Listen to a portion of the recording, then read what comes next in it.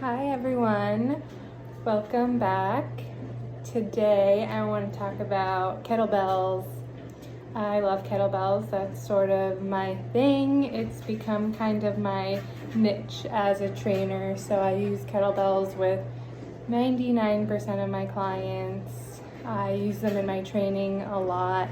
I think it's a great tool for fat loss, strength, and it's really fun.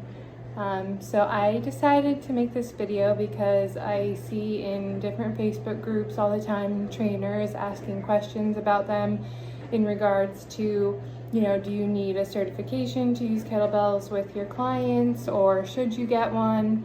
And to answer that question really quickly, no, you don't need a certification to use kettlebells with your clients, but yes, you should get one. It's so worth it. You'll learn so much. It'll keep your clients safe. It'll get them better results. And it'll just be a great teaching tool for you to have, because the important thing about kettlebells is knowing how to teach them safely and properly. I'm gonna kind of get into my history and the path I took in getting all the knowledge that I have on kettlebell training. When I first got certified, I immediately became intrigued with kettlebells. I thought they looked cool, they were easy to transport, and the movements just looked really fun. So I immediately got very interested in it. The studio that I worked in had some kettlebells, so there wasn't a lot of equipment around, and I kind of needed to get a little creative for my clients, and I was a new trainer, so I had a lot to learn. So what I did was I actually went on YouTube and I watched tons of videos. I took a lot of notes as well. So I watched Steve Cotter, Dan John, Phil Scarito, Pavel, all of those videos on YouTube, and I took a lot of notes. So anything that I heard frequently in different videos, so if there was one thing that everyone said, everyone was similar, they agreed on in these videos, I would take notes on it.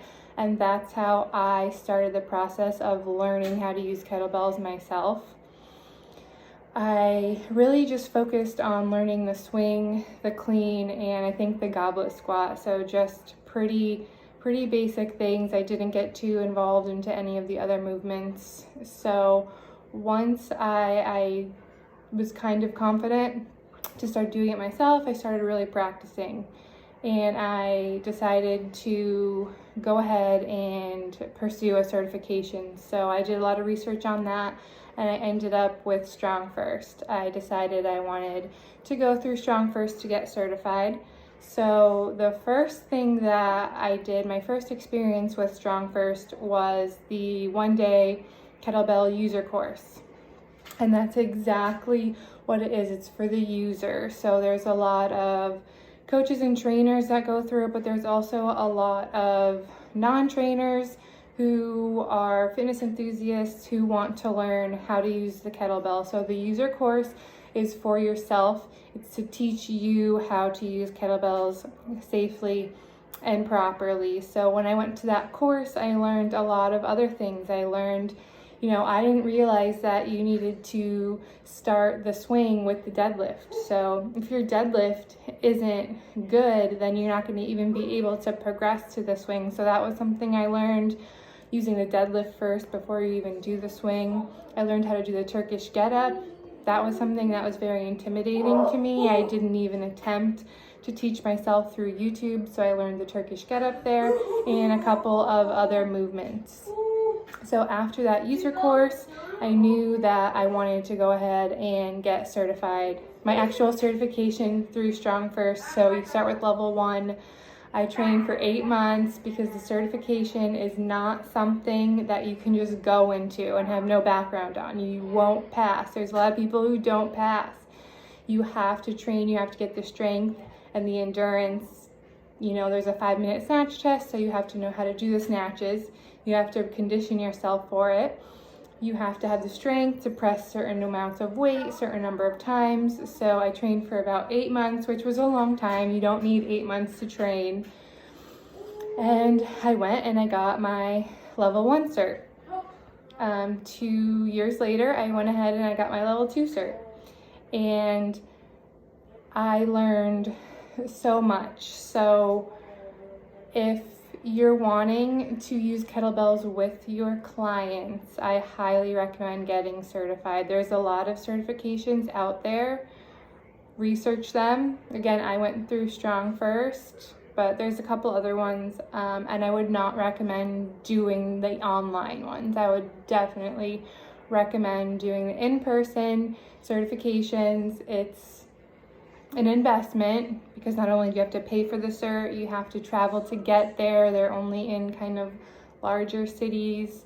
You have to pay for your hotel and all of that. So it is an investment, but it's so worth it. And I'm gonna go into explaining the difference between learning it on your own, just doing a user course, and getting the certification.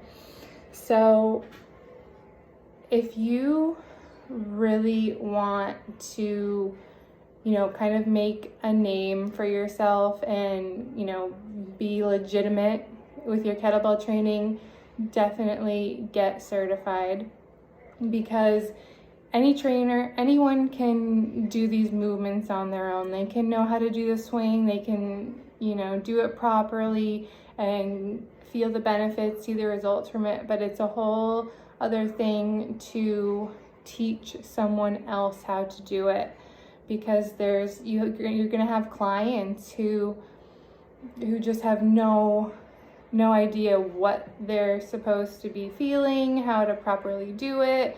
They can end up injuring themselves. So if you're teaching someone how to do the swing and they're getting frustrated and they're not feeling it where they're supposed to be, or they're feeling injured or hurting their low back, you have to be able to actually look at their movement and notice what they're doing wrong. So let's say you're teaching someone a swing and they're not getting a deep enough hinge. You have to be able to see that, and you have to be able to correct it. So it could be as simple as, reaching back a little further.